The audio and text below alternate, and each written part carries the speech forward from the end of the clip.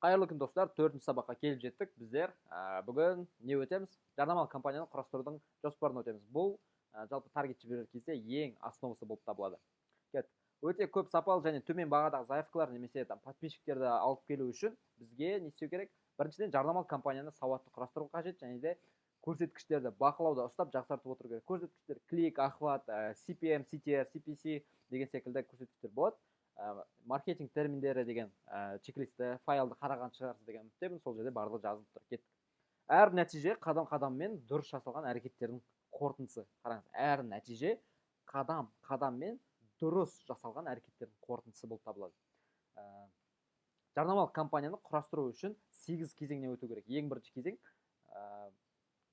қазір толығымен барлық 8 кезең таныстырып өтейін.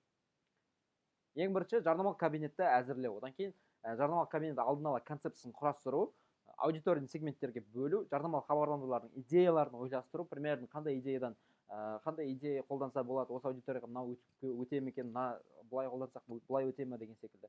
Одан кейін жарнамалық хабарламалар жазу, яғни біздер бұл жерде уже офер, копирайтинг текст жазамыз. Яғни осысын именно видеоның текстін жазамыз, сценарийін жазамыз.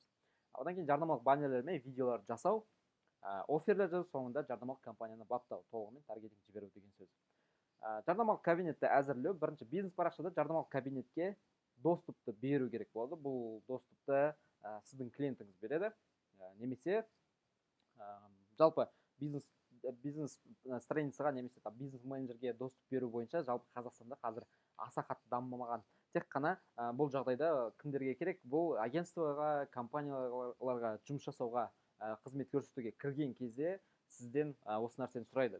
Бизнес менеджерді доступ бере аласың ба, администратор доступы, модератор доступы деген секілді. Вот сол кезде сізге бұл сабақтар көмектесетін болады. Уже келесі деңгейге шыққан кезде. Ал егер де малый и средний бизнесқа қызмет көрсететін болсаңыз, сәйкесінше оларға ол нәрсені жалпы Facebook деген бір тұман сияқты да оларға. Сол себепті оларға просто Facebook логин пароль берсеңіз жеткілікті деп айта салсаң болады. Ал жаңағыдай бизнес менеджерге доступ беріңіз, оны түсіндіру керек болады ол адамға деген секілді, ол уже процесстер қиындап кетеді.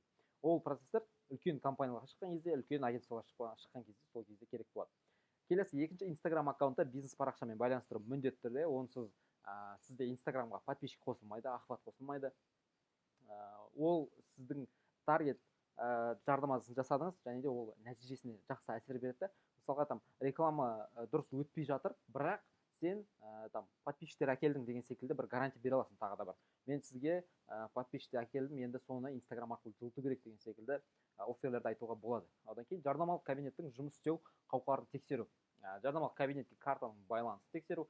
Қауқарын тексеру дегеніміз, яғни рекламный аккаунт толығымен жалпы отключен емес па, одан кейін банға кетіп қалған жоқ па, деактивированный емес па деген секілді барлығы жұмыс істеп тұр ма, соның барлығын тексеріп аласыз. Одан кейін рекламный кабинетке, жарнамалық кабинетке картаны тіркеліп тұр ма, тіркеліп тұрған жоқ, соны тексереміз. Одан кейін жарнамалық кабинетке базаларды жүктеу. Егер де клиентте өзінің клиенттік базасы болса, номерлері болса, сәйкесінше соны жүктейміз. Екіншісі, жарнамалық кабинет алдын ала концепциясын құрастыру, түсініп алуымыз керек. Бұл жерде жарнамалық компанияның қандай мақсаты бар, оларға подписчик керек па, охват керек па, немесе оларға просмотр керек па, блогерлерге просмотр керек болуы мүмкін, подписчик керек болуы мүмкін деген секілді. Одан кейін қандай әлеуметтік желіні қолданамыз? Instagram, Facebook, Audience Network, одан кейін Facebook Messenger. Яғни осы 4 площадкаға жіберуге болады, 4 платформаға жіберуге болады. Трафикті қандай конвертерге жібереміз? Конвертерді алдыңғы сабақта өттік, сайтқа, немесе Instagramға, басқа бір конвертерге, не болуы мүмкін, топ-линк, басқа не бар? Типі сол сияқты бір сервистер арқылы жасауға болады. Одан кейін әр жарнама алаңшасына, яғни сторис па, лента ма, қанша жарнамалық хабарлама жіберу жоспарда бар.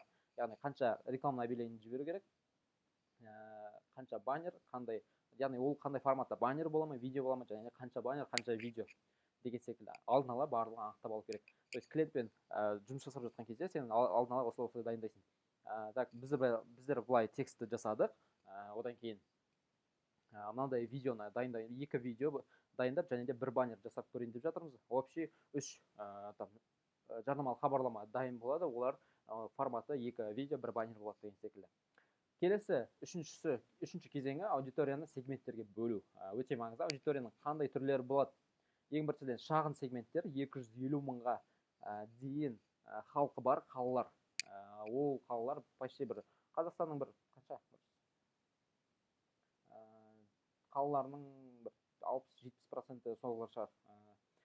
Яғни там Орал, Петропавл, Қостанай, не бар басқа. Яғни кіші қалалар осы шағын сегментке жатады.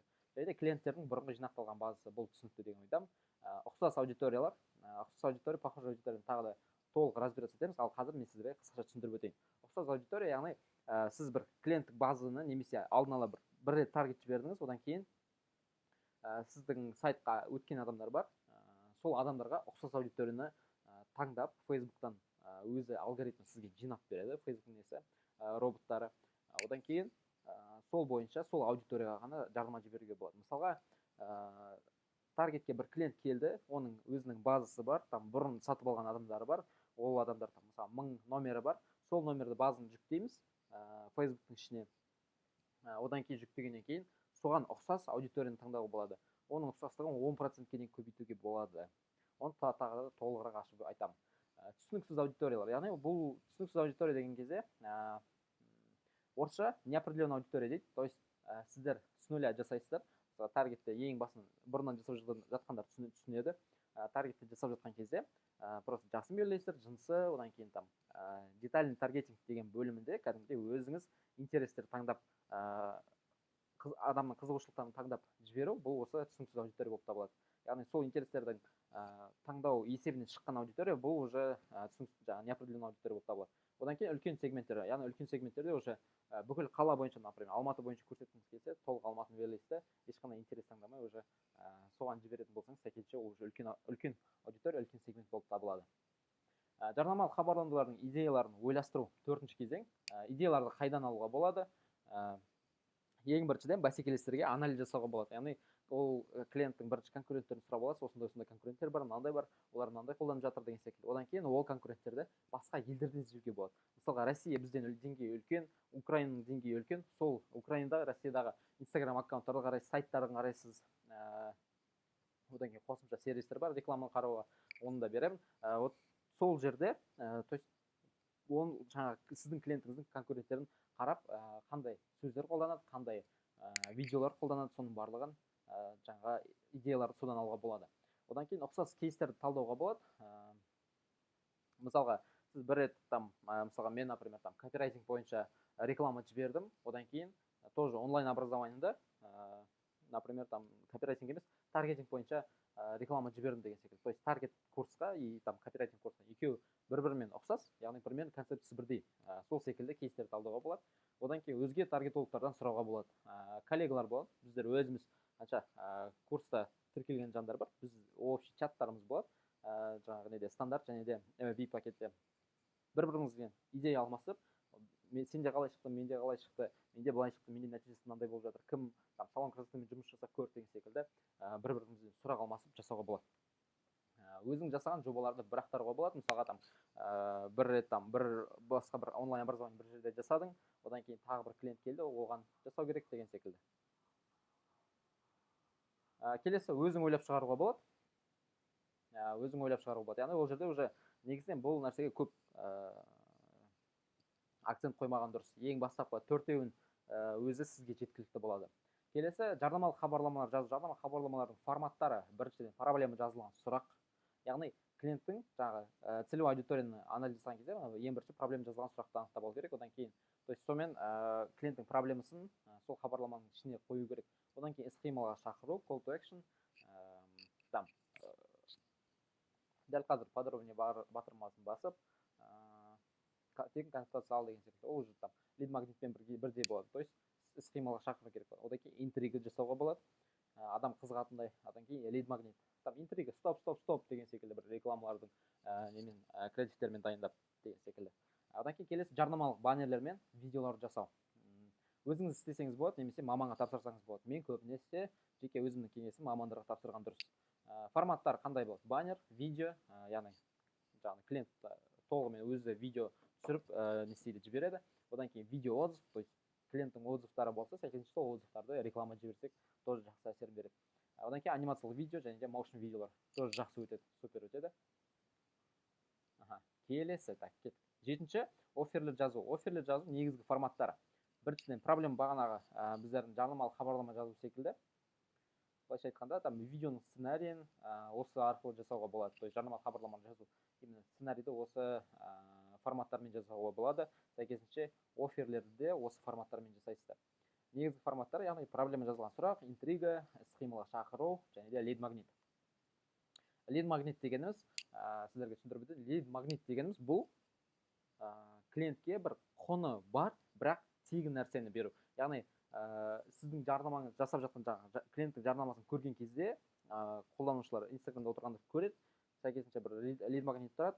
Дәл қазір подробнее батырмасын басып, таргетинг жасауда тегін үйрен деп істейтін болса, таргетинг алғашқы сабағын тегін ал деп сондай бір немен іс-қимыл шақырумен жасайтын болса, сәйкесінше именно таргетинг бойынша алғашқы сабақ ол лид магнит болып табылады. Яғни адамды тартатын нәрсе магнит секілді тартады. Одан кейін сатылымға қарай келесі деңгейлерге жеткізеді. Ол уже продуктовый матрицада лид магнит, там Prefire, одан кейін core продукт деген секілді, main продукт деген секілді нәрселердің барлығын уже тоже меңгереміз кейінірек ол. Кеттік. Яғни лид магнитті сіз тегін бересіз оны, бірақ оның шынымен өзіндік бір құны болуы тиіс. Жарнамалық 8-ші соңғы кезеңі жарнамалық кампанияны баптау. Яғни бұл жерде жарнамалық кампанияны құрастырамыз, трафикті жіберетін орынды анықтаймыз, Instagram, лента, сторис деген секілді. Жарнамалық кампанияның лимиттерін анықтаймыз, яғни қанша бюджетке, қанша күнге. Одан кейін жарнамалық кампанияны міндетті түрде бірнеше рет тексереміз. Көп, жалпы ең бастапқы кезде жасап жатқан адамдардың барлығының қателігі жарнаманы тексермейді жібере салады. Одан кейін уже келесі аптадан кейін уже, например, айғайлап жүреді, менің ақшаны суырып алды таргет, анау мынау деп. Сен бүйтіп айттың ғой, мен былай жасадым, дәл сен айтқандай жасадым. На самом деле ол олай жасаған жоқ. Ол там мысалы настройкасында там күн дұрыс белгілеген жоқ, күн вообще қойған жоқ, там Facebook'та автомат түрде бір айға қойып қояды, 31 күнге қойып қояды. Сол күнді ешқандай тиіспеген, ол күні бойы реклама жүре берген, ақшасы кете берген деген секілді. Енді сіз жарнамалық кампанияны құрастырудың барлық кезеңдерін білесіз. Яғни осы кезеңдерден өткен сайын сізде соңғы 8-ші кезеңде уже толық концепция құрастырылады. Алдыңғы тегін сабақтарда мен сіздерге 6 деңгейін көрсеткенмін. Ол былай адамдарға барынша жеңілдетілген түрі болатын. Ал мына жерде уже толығымен барлығын ашып көрсеттім. Барлық кезеңді дұрыс орындаған кезде ғана сіз қалаған нәтижені алуға болады. Жарнамалық кампанияның мақсатын анықтау. Кез келген істі орындамас бұрын ол істің мақсатын анықтап алуымыз керек. Яғни таргет жіберген кезде де әртүрлі мақсаттар болады. Клиенттен сұрайсыз. Саған не керек там? Саған жақсы ақпарат керек па? Саған немесе там подписчик керек па? Саған не керек па? Заявкалар керек па деген секілді. Жарнамалық кампанияның мақсаттары. 11 түрлі мақсат бар. Қазір әрқайсысын бөлек талдап шығамыз. Жарнамалық кампанияны орындау барысында қандай тапсырмалар болуы мүмкін, қандай мақсаттар болуы мүмкін. Заявкалар алып келу, оқырмандар жинау, яғни подписчиктер жинау, қаралымдар санын көбейту, просмотрды көбейту, Instagramдағы видеолардың, одан кейін охват көбейту аккаунттың, жалпы посттың немесе деген секілді. Одан кейін қосымшалар жүктеу, яғни приложенияларды, егер де ондай да бар, тапсырыстар болады реально. Приложение жүктеу бойынша. Бұл приложение жүктеу бойынша көбіне арбитраж трафигі деген сала бар, тоже таргетинг мамандығына жалпы кіреді. Арбитраж трафигі деген нәрсе бар, сол жерде уже приложение жүктеу деген секілді темалар қозғалады. Өнімді сату, яғни уже продаж продукты. Әр мақсатқа жеке-жеке тоқталайық. Ең біріншіден брендтің танылуы. Компания жайлы көп адам білуі үшін және де басты назар показдар санына қойылады. Яғни мысалға там рекламаны сіз бір рекламаны там 3-4 рет көресіз, ол уже показ болып саналады. Яғни брендтің танылуы, то есть узнаваемость бренді осы нәрсеге жұмыс жасайды. Төлем показ саны үшін төленеді. Кеттік. Міне, узнаваемость бренді осы жерде не істейсіз? Белгілейсіз, міне, выберите цель компании деген кезде, міне, создать деп басамын, мысалы рекламаны жасаған кезде. Ең басында уже там баннеріміз, видеомыз дайын, аудиторияларымыз барлығы анықталған, одан кейін барып уже енді толығымен таргет жасауды бастаймыз. Осы кезде узнаваемость бренді дегенді басасыздар. Осы кезде бұл мақсатты көбіне үлкен компаниялар қолданады, Coca-Cola, Nike, Adidas деген секілді, яғни брендті танымалдығын арттыру үшін. Келесі охват. Охватта показ жарнаманы көп адамға көрсету, охват жарнаманы көп адамдарды қамту. Яғни охват арқылы төлем показ үшін жасалады. Яғни әрбір көрген адам үшін 1000 адамға көрсеткен үшін ақша алып отырады. Басты назар жарнаманы көрген адамдар санына қойылады. Охватты көрсетіп жіберейін міне. Охватта көбіне охват не нәрсеге жұмыс жасайды? Охват көбіне жаңағы сіздің, например, бір жаңадан кәсіп ашып жатсыз, одан кейін полностью барынша адамдар көбіне сіздің целевой аудиторияңыз таныссын деген мақсатта охватты қолдануға болады. Жалпы дешевый трафик, яғни арзан кетеді, және көп адамға көрсетуге болады, аз ақшаға көп адамға көрсетуге болады, бірақ нақты сізге там заявка алып келеді, подписчик алып келеді деп көп айта алмаймын. Подписчик жағынан қолдануға болады. Үшінші трафик. Жарнамалық хабарландыру бойынша максимум көп адамды алып келу, яғни клик бойынша. Төлем клик және показ үшін жасалынады. Показ яғни 1000 адам көрген үшін ақша алып отырады деген секілді, яғни оны қоюға болады. Трафикті көп, мен өзім өте бір 90% жағдайда осы трафикті қолданамын. Трафик арқылы уже сайтқа, приложениеге, одан кейін нелерге, там Instagram аккаунтқа, WhatsAppқа жіберуге болады. Осы трафик арқылы жібересіздер, WhatsAppқа да жасауға. Вовлеченность. Вовлеченность көбіне жаңағы посттың лайк, сохраненный, комментарийін көбейту үшін жұмыс жасайды. Инстаграмда публикацияның показдарын санын көбейту үшін, яғни публикацияда вовлеченность, показдар уникальный қолданушылар арасындағы күндізгі охват үшін жасалынады. Яғни вовлеченностьта көбіне неге екі түрі бар. Біріншіден үш түрі. Отметки нравится страница, ответы на приглашение, ол уже жаңадан шыққан түрі. Одан кейін взаимодействие с публикацией, яғни публикациямен қарым-қатынас десе болады. Қатынас публикациямен, то есть там лайк басады, сохраненный басады, одан кейін достарына жібереді, репост жасайды деген секілді. Ол соның барлығына жұмыс жасайтын мақсат болып табылады. Көбіне мысалы вовлеченностьті там гифке немесе там конкурсқа пайдалануға болады. Бесіншісі қосымша орнату, қосымшалар жүктеу үшін арналған. Көбіне жаңа кімде приложение бар, осыны қолданады. Яғни рекламаны көрген кезде адамдар уже сәйкесінше там App Store-ға өтеді, Play Market-ке өтеді деген секілді. Бөлек-бөлек именно приложениенің қолданушыларын көбейту үшін негізден жасалатын мақсаттың түрі, цель. Төлем показ және клик үшін жасалынады. Видео қаралымдары, видео просмотр, ол жақсы, тоже бір жақсы цельдардың, мақсаттардың бірі. Яғни видеоны мысалға толығымен көрген адамдарды бір жинап алып, және де оларға келесі рекламаны қайтадан көрсетуге болады. Ол уже сіздер келесі соңғы жақта модульдерде уже түсіне бастайсыздар. Видеоны максималды адам санына көрсету үшін арналған төлем показ үшін. Просмотр видео, осыны таңдау арқылы, то есть өзіңіздің видео жарнамаңызды бұл жерде баннерді көрсете алмайсыз, тек қана видеоны көрсетесіз. Генерация лидов. Егер де клиентте сайт болмаса, Instagram аккаунт болмаса, ол Қазақстанда ондай клиенттер бар реально. Барахолкада отыр, басқа жерде торговый центрларда отыр, немесе басқа да бутиктері бар, базарларда отыр деген секілді. Вот сондай адамдарға генерация лидов жақсы келеді. Ол жерде егер де сайт жасауға уақыт болмаса, немесе вообще сайты жоқ болса, Instagram несі аккаунты болмаса, Instagram болмаса вообще деген секілді. Вот сол кезде генерация лидов арқылы бұл Facebook'тың өзінің лид форма, былайша айтқанда өзінің конверторы десе болады. Ол жерде максимал заявкалар санын алу үшін, бұл жерде төлем показ және лид саны үшін болады. То есть генерация лидовта автомат түрде өзінің формасы болады. Сол жерде сіз өзіңіз таңдайсыз, там клиенттен қандай ақпарат керек, аты жөні керек па, номер керек па, қаласы керек па, одан кейін там почтасы керек па, соның барлығын таңдап, одан кейін жібересіз. Сәйкесінше уже клиент реклама қызыққан кезде, подробнее кнопканы басқан кезде алдынан бірден форма атып шығады. Сол форманы толтырып, сразу жібере салады. Так, кеттік. Хабарламалар, сообщение. Қазір бұрын сообщение ондай қатты өтпейтін, ал қазір жақсы пайдалануға болады. Қазір мынандай нәрсе шықты. Instagram директіне өзін тікелей реклама жіберуге болады. То есть рекламаны адам көріп отырады, и там отправить сообщение басқан кезде, астындағы подробнее батырмасын басқан кезде сразу уже оған директтің несі шығып тұрады. Директтің, мысалға біздер біреудің сторис қарап жатқан кезде там директтің жаза аламыз ғой, сол секілді сіз осы рекламада дәл солай жаза алады. яғни Facebook, Insta, WhatsApp, Instagram Direct'ке максималды хабарламалар алу үшін төлем показ хабарлама саны үшін болады. Келесі конверсиялар. Тоже жақсы инструмент, мықты инструмент. Бұл жерде конверсияны уже сайттың кнопкасына қойып қоюға болады. Кнопкасына қойған кезде уже Facebook'тың өзі автоматты түрде қанша заявка түсіп отырғанын санап отырады. Мақсатты әрекеттердің максимал санын алу үшін мысалы кнопкаларға қоюға болады, деген секілді сайттың өзіне кірген адамдарды қоюға болады деген секілді. Одан кейін сайт мысалы интернет-магазинге кірді, бір тауарды өзінің корзинасына салды, сол корзинаға салған адамдарға жарнама көрсетуге болады осы конверсия арқылы.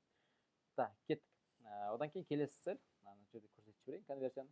Сообщение, то есть сообщениеде мына жерде орысшасы жазылып тұр. Одан кейін келесі конверсия. Конверсияда жаңағы айтып кеттім. Одан кейін келесі продажи по каталогу. Каталог жалпы shopping tags бізге Қазақстанға келгеніне бір ай толған жоқ. Енді келіп жатыр, және оны жасауға болады. То есть егер сізде мысалға Instagram аккаунттың өзінің толығымен каталогы болатын болса, соған реклама жіберуге болады. Тікелей продуктқа, тікелей товарға реклама жіберуге болады. Тауарлар ассортиментін көрсету үшін, то есть сізде қанша тауар бар, соның барлығын көрсетуге болады. То есть shopping tags жалпы бүкіл Қазақстан бойынша shopping tags 1% кәсіптерде жоқ шығар, 1%-інде даже болмауы мүмкін, себебі ол енді келді. Бұрын ондай нәрсе болмаған. Shopping tags, яғни бұл жерде уже не болады андай, жаңа постқа басқан кезде тауардың бірден бағасы шығып тұрады. Дәл солай жасап, бірден мысалға сатылымдар жасауға болады. Төлем показ үшін, показ саны үшін. Посещаемость точек. Бұл көбіне ресторан, кафе, кинотеатр деген секілді именно өзінің определенный офлайн точкасы бар, орны бар, кәсіп түрлеріне арналған. Бутигі бар, магазині бар деген секілді. Яғни сол аймақтағы жүрген адамдарға жіберуге арналған мақсат, именно соларға арналған. Адамдарға жақын маңда орналасқан офлайн нүктелерге баруға итермелейді. Төлем показ үшін. Кеттік. Продажи по каталогу және де посещаемость точек. Оның барлығы міне қараңыз, мына жерде просто создать деген басқан кезде бірден осы цельдердің барлығы шығады. Енді қорықпаңыздар. Біздер бұның барлығын қолданбаймыз. Біз тек ең негізгі 5 мақсатты қолданамыз. Яғни трафик, вовлеченность, генерация лидов, сообщение, және де хабарламалар, және де конверсия. Яғни трафик, вовлеченность, мына жерде сообщение, генерация лидов, және де конверсия. Кеттік. Жарнамалық компанияның міндеттеріне байланысты мақсаттарда әртүрлі болады. Міндет, заявкалар алып келу болса, сәйкесінше біздер қай цельдерді қолданамыз? Трафикті қолдануға болады, конверсияларын қолдануға болады, генерация лидов қолдануға болады, және сообщение қолдануға болады. Яғни лид әкелу үшін осыларды қолданамыз. Одан кейін келесі оқырмандар жинау үшін, яғни подписчиктер жинау үшін болса, онда сәйкесінше трафикті және де вовлеченностьті қолдану керек. Өнімді сату бойынша трафик және де конверсияны. Одан кейін қаралымдар мен охват санын көтеру бойынша охват, вовлеченность және де просмотр видеолардың қаралымы. Үй тапсырмасы бүгінгі сабақ соңына жетті. Үй тапсырмасы біріншіден жарнама кабинетіндегі бүкіл целлермен танысып шығу керек болады. Бірінші модуль алдыңғы сабақтарды, алдыңғы 2 сабақты және де нелер бар, скринкасттар бар. Соның барлығын бірінші модульдің үй тапсырмасын толығымен орындау керек болады. Солардың сабақтардың барлығын көру керек болады. Одан кейін осы сабақты толық конспектілеп 2 рет көріп шығу қажет. Жақсы. Сабақ түсінікті болды деген ойдамын. Егер түсініксіз болып жатса, тағы бір сұрақтарыңыз болса, чатқа жазыңыздар. Келесі сабақта кездескенше.